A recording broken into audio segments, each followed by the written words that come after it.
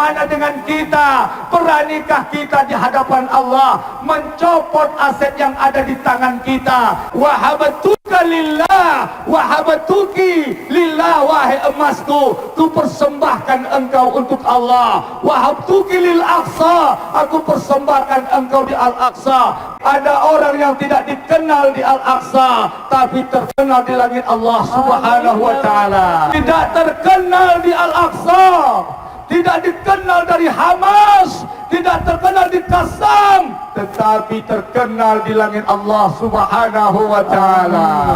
Kata Syekh Izzuddin Al-Qassam berfatwa, dipegangnya senjatanya di atas mimbar ketika berkhutbah. Ketahuilah oleh kalian, sesungguhnya rukun pembebasan negeri yang terjajah itu bukan dengan diplomasi, bukan dengan negosiasi, hanya dengan jihad fisabilillah.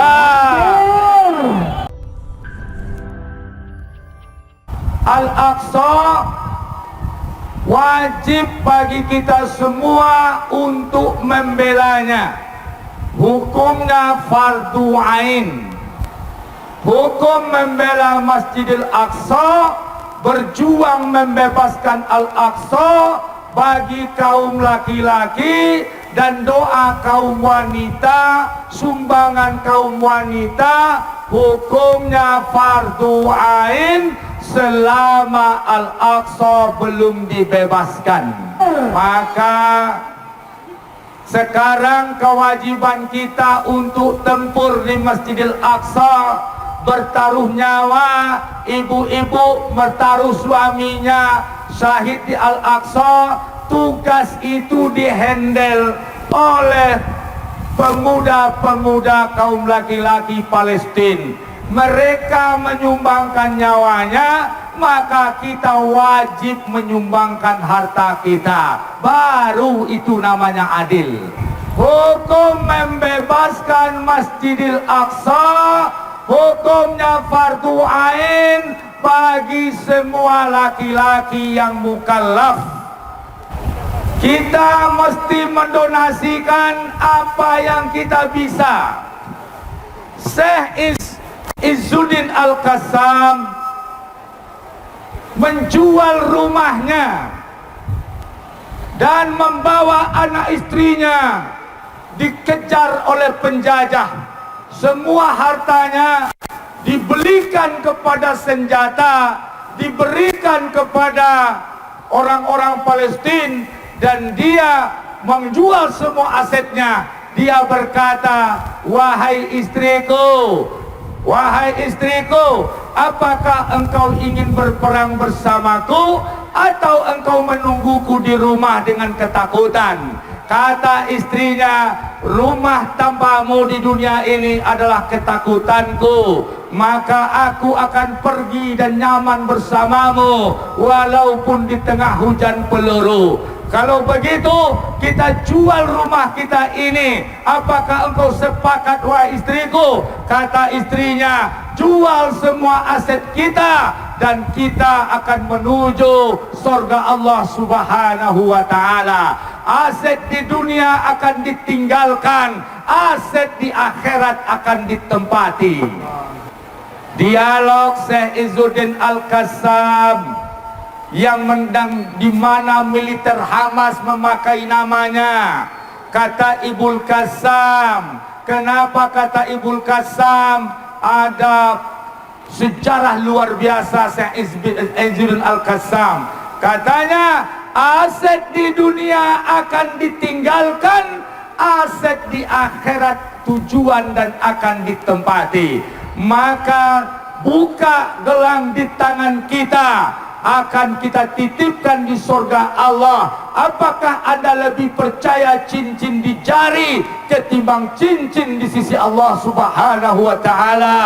Apakah Anda percaya gelang di tangan kita daripada di tangan Allah Subhanahu wa taala? Apakah Anda lebih percaya rekening Anda yang ada di bank, bahkan bank konvensional, daripada disimpan di sisi Allah Subhanahu wa taala? Kalau Anda lebih percaya kepada dunia, lebih percaya kepada perkara-perkara itu daripada Allah Subhanahu wa taala, maka Anda bukan orang-orang pilihan yang akan dicatat oleh Allah Subhanahu wa taala.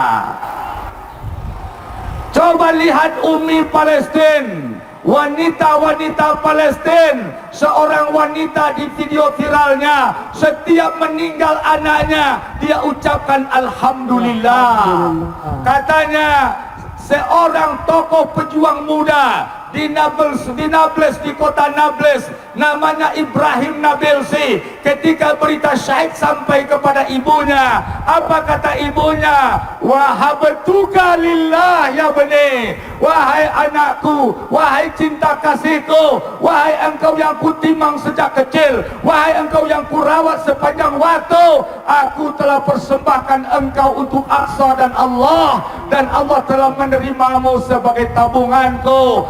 Alhamdulillah, Alhamdulillah. Dia sampaikan, walaupun Ibrahim sudah syahid, akan lahir ribuan Ibrahim lagi. Dan itu prinsip wanita-wanita Palestin. Meninggal semua keluarganya, seorang ibu menjenguk, dirabanya ada 5 orang keluarganya, anaknya dan istri suaminya, diraba satu-satu. Wahabtukum lillah, aku persembahkan kalian kepada Allah. Walhamdulillah. Mereka persembahkan anak tersayangnya, mereka persembahkan cinta kasihnya, mereka persembahkan anak yang dididik dengan penuh biaya, dipersembahkan untuk Al-Aqsa dan Allah. Bagaimana dengan kita? Beranikah kita di hadapan Allah mencopot aset yang ada di tangan kita, cincin-cincin kita, subang-subang kita, gelang-gelang kita? Wahabtuka lillah, wahabtuki lillah, wahai emasku, ku persembahkan engkau untuk Allah. Wahabtuki lil Aqsa, aku persembahkan engkau di Al-Aqsa. Ada orang yang tidak dikenal di Al-Aqsa, tapi terkenal di langit Allah Subhanahu wa taala. Tidak terkenal di Al-Aqsa, tidak dikenal dari Hamas, tidak terkenal di Qassam, tetapi terkenal di langit Allah Subhanahu wa taala. Sidang jemaah, seruan berikutnya, seluruh ulama-ulama, terutama alumni Al-Azhar, wajib bergerak di seluruh pelosok negeri, karena Syekh Izzuddin Al-Qassam adalah alumni Al-Azhar. Siapa Syekh Izzuddin Al-Qassam? Dia adalah seorang anak yang dilahirkan di Jablah, Syria. Dia bukan orang Palestin, tetapi dia orang Syria.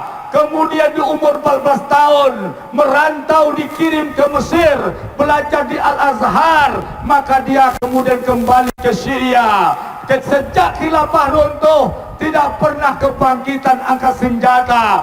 Dia bergerak di Syria melawan penjajahan Prancis. Tahun 20-an, 1920, ditetapkan dia dihukum mati, dihukum gantung. Di saat penangkapan Syekh Izzuddin Al-Qassam, maka dia berhasil melarikan diri bersama 6 pengawalnya, lari menyisir perbatasan ke Haifa. Haifa salah satu kota yang berada hari ini di tawanan Israel. Haifa bagian dari Palestina. Maka dia dirikan di sana nama Masjid Istiqlal di Haifa. Sebelum ada Istiqlal di Jakarta, Masjid Istiqlal pertama didirikan oleh Syekh Izzuddin Al-Qassam. Maka Syekh Izzuddin Al-Qassam kembali mendidik para petani, mempersenjatai petani. Di samping itu dia membantu mendanai pergerakan pemberontakan, perjuangan Umar Mukhtar di Libya melawan penjajah Itali. Maka namanya dikenal jadi buronan Prancis dan jadi buronan itu Itali. Kemudian dia giring lagi gerakan ketika Inggris menjajah Palestina, didatangkan orang Yahudi di seluruh pelosok dunia, dimasukkan oleh Inggris ke Palestina.